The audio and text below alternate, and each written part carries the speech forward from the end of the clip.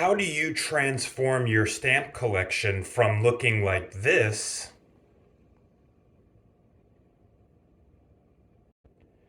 to something that looks like this?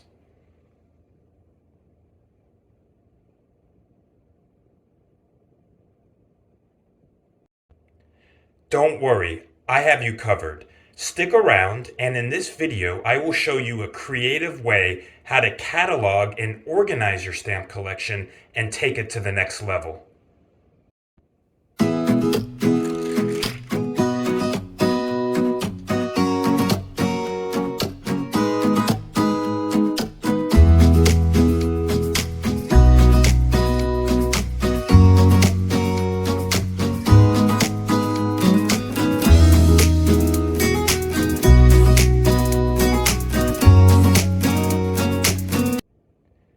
Now, in my opinion, there's no right or wrong way to organize your stamp collection, and stamp collecting is all about having fun. If you want to organize your stamps like this, that's totally fine. I do it myself, but there's times when I want to know more information about my stamps, the year they were issued, the catalog number, the description of the stamps. If that's something that you're interested in doing in organizing your collection, then stay tuned and I'm going to show you how I do it for my collection.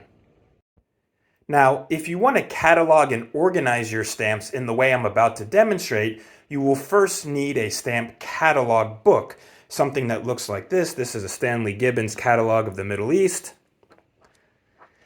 And I made a video, which I will link in the description, that shows where I get stamp catalog books. I try to buy them used because they can be quite expensive. But I also made a video, which I will link as well in the description, of a free app called Stamp Identifier that will give you all this information for free. All you do is download the app and you take a picture of your stamp, and you will get the year in which the stamp was issued. You will get the catalog reference number, you'll get the value of the stamp, and you will get the series description of the stamp. So you're going to want to make sure that you have this information ready before we start cataloging and organizing our stamps. So what we are looking at here is a stamp label template that I made in Microsoft Word, and this is for my Jordanian stamp collection. And you can see that I suppose if you wanted to, at the very top where I have the year, you could actually put the country issue of the stamp. But because this is for my Jordanian stamp collection, it would be redundant to have Jordan, because I have an entire album filled with Jordanian stamps. That's what I specialize in. So in this particular case, I omitted the country and I just started with the year. So you can see like 1964, 1965, 1967, 68. And what I put in here is the year at the top. Now you could be even more specific if you wanted and include the date and the month, but I just stuck with the year. Either way is fine. It's whatever you prefer.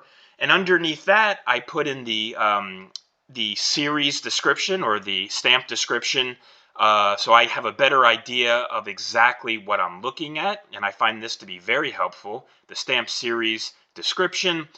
And underneath that, I have the catalog listing information. Now I use Stanley Gibbons, so I've abbreviated Stanley Gibbons, as you can see right here, as SG, and then I just type in the number that goes after it.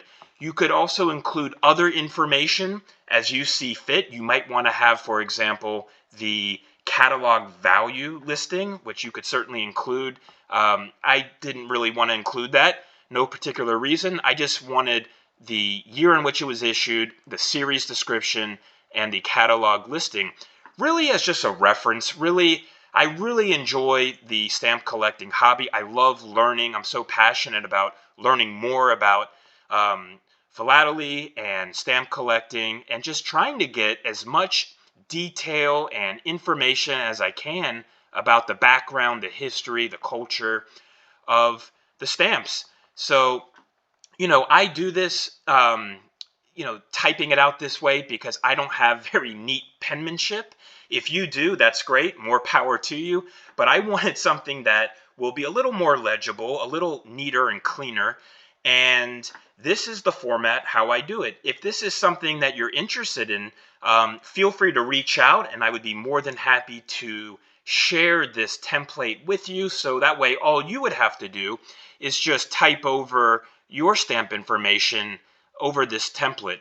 But this has been pretty good, and this is how I've been documenting, cataloging, organizing my Jordanian stamp collection that I've shared with you in previous videos.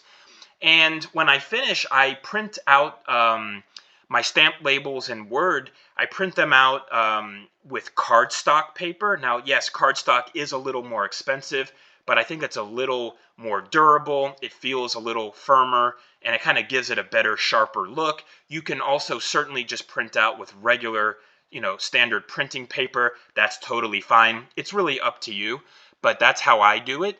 And I hope that you find this information useful. If so, please take a moment to hit that like and subscribe button. That really goes a long way and helps me continue to create content like this for you all.